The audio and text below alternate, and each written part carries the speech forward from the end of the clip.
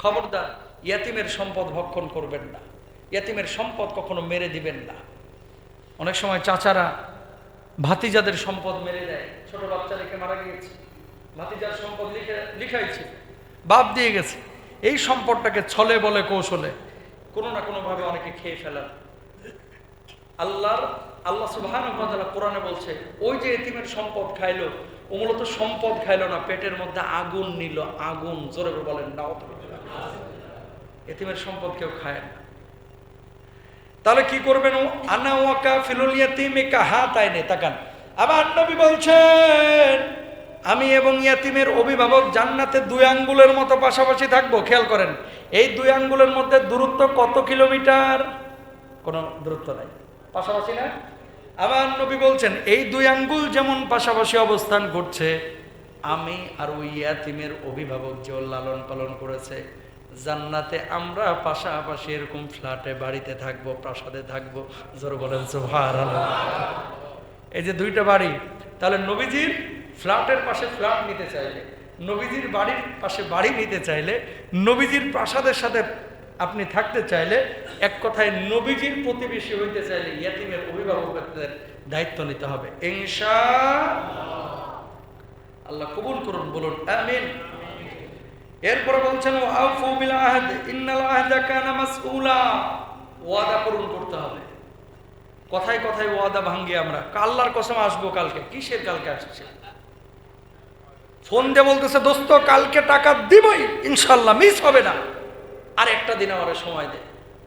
কালকে আসরের সময় ফোন দিচ্ছেন, কুত করে কেটে যায় ব্ল্যাক লিস্টে। কথা কর না কেন? ব্ল্যাক লিস্টে ফেলা রাখছে, আমাকে তো ফোন দিবে জানি চাওয়ায়। এরকম অনেকে আছে কিন্তু দাঁড়ায় রইছে জামগড়া। কিরে জামাল কই? দোস্ত গুলিস্তান আছে না? এই কিরে অফিসে আইলি না? কই 2 মিনিট। ভাই 2 ঘন্টা গেছে। আছে না নাই? মুসলমান কখনো এত ফাতরা হইতে পারে না। মুসলমানের জবান কাজ হবে একেবারে স্ট্রেট, কোনো ধরনের ভোগিচুগি নাই। ভাই পারলে দিবেন, না পারলে বলবেন যে আমরা সময় দেন, সাথে মিশে কথা কোন কে কেউ আমরা বলবো না ইনশাআল্লাহ। কথায় কথায় আল্লাহর কসম।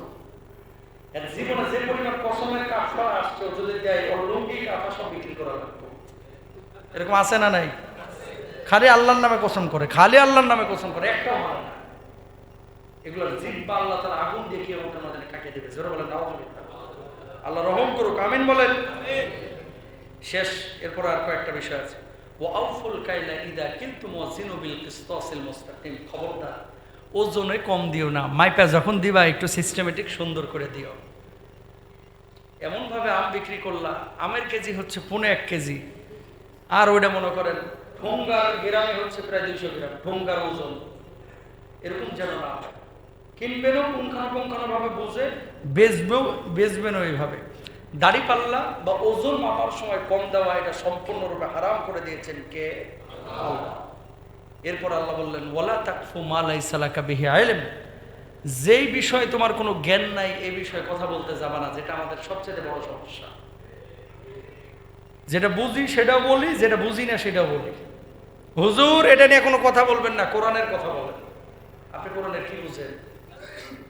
বুঝেন নাই কথা। এটা নিয়ে কথা বলবেন না, কোরআন নিয়ে কথা বলেন। তা আপনি কোরআনের সব বুঝছেন? অনেক মানুষ দেখেন, আমি যদি আপনি একটা ব্যবসা করেন ফার্মেসির, আমি কি এগুলো বুঝি? এখন ওখানে যদি মাথা ঢোকাই, তা আপনি আমার বোকা বলবেন। এই জন্য আল্লাহ বলছেন কি, যেটা বুঝো জানো সেটাই খালি আলোচনা করো, যেটা বুঝো না জানো না এটা নিয়ে কোনো কথা বলো না। যে বিষয়ে তোমার এলেম নাই সে বিষয়ে তুমি চুপ থাকো। সুবহানাল্লাহ বলেন। এটা আমার জন্য না, আপনাদের সবার জন্য শিক্ষা। যে যে বিষয়ে স্পেশালিস্ট তার কাছে সেটা জিজ্ঞেস করতে হবে।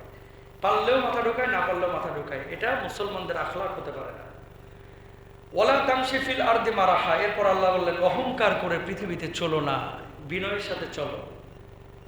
মনে রাখবেন, এই পৃথিবীতে যে যত বিনয়ী সে তত সম্মানিত, ঠিক কিনা? যে গাছে ফল বেশি সে গাছ নিচের দিকে ঝুঁকে, আর যেটাই ফল নাই খালি ফরফর করে উপরে উঠে। এই বাংলাদেশেও এই একই অবস্থা। যার ভিতরে কিচ্ছু নাই মাল মশলা, খালি বেশি বেশি করে, অহংকার তাকাব্বুর করে। আর যে লোকটার ভিতরে মাল মশলা আছে, যে লোকটা আসলে ধনী, বিনয়ের সাথে চলাফেরা করে। সুবহানাল্লাহ বলেন। এটা আমাদের শিক্ষা নিতে হবে। আল্লাহ তাআলা এই কাজগুলো অপছন্দনীয় বলেছেন। আল্লাহ সুবহানাহু ওয়া তাআলা এগুলো থেকে আমাদেরকে বিরত থাকতে বলেছেন। আল্লাহ আমাদের সবাইকে তৌফিক দান করুন। সবাই বলেন আমিন। হাদা মা ইনদি ওয়াল ইলমু ইনদাল্লাহ আলাইহি তাওয়াক্কালতু ওয়া ইলাইহি উনীব ওয়া আখিরু দাওয়ানা আলহামদুলিল্লাহি রাব্বিল আলামিন।